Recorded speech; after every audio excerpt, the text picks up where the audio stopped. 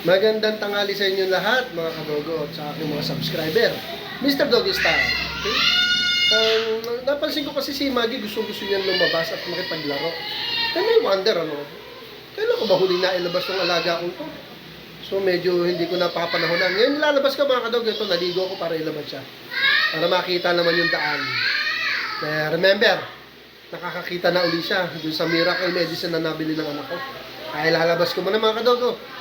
Mag-a-adventure muna dyan sa harap. Sa daan. Alright mga kadogo, ilalabas ko muna to si Senyor Maggie. Si Senyora Maggie. May candy pa ako mga kadogo. Labas ko muna mga kadogo para masaya naman tong aking pioneer dog. Ayun, nakalabas din ang aking pinakamatandang sitio. Actually, hindi pa naman siya matanda, Magsi 7 years old pa lang to Kaya lang, hindi ko na siguro talagang papaanakin to. Dahil wala naman nakikitang sign para nire-regla pa siya. Nag-hit, oo. Pero pahinga na siguro talaga si Maggie.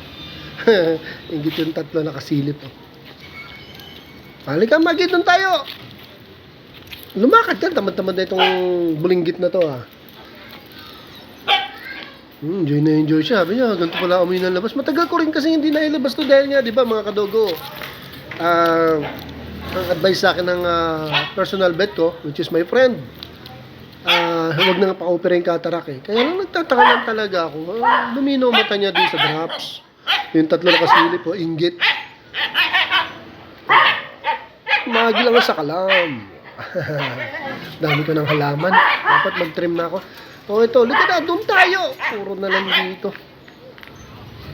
Kaya ano gagawin nyo dyan? Hanggang tingin lang kayong tatlong makukulit kayo. Hindi naman kayo pwede ilabas. Kaya ko ba kayo lahat? Ito muna, si Tandang Maggie. Doon tayo. Yan. Lumayo ka naman.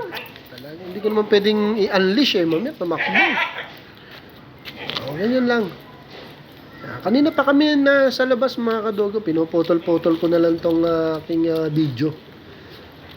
Para sa totoo lang, masakit na likod ko kakatayo. Right. Masaya na siya. Ibang klase talaga yung drops na yun. Unang araw pa lang, nakita ko na yung paglinaw at paglabas ng kulay black ng pupil niya. Kasi white na halos yun Tapos puro muta ngayon, nawala yung mga bagay na ganun. Meron man siya normal na cataract na yun. Pero yung talagang solid composition ng parang white na may ulap, nawala talaga. Tsaka yung muta.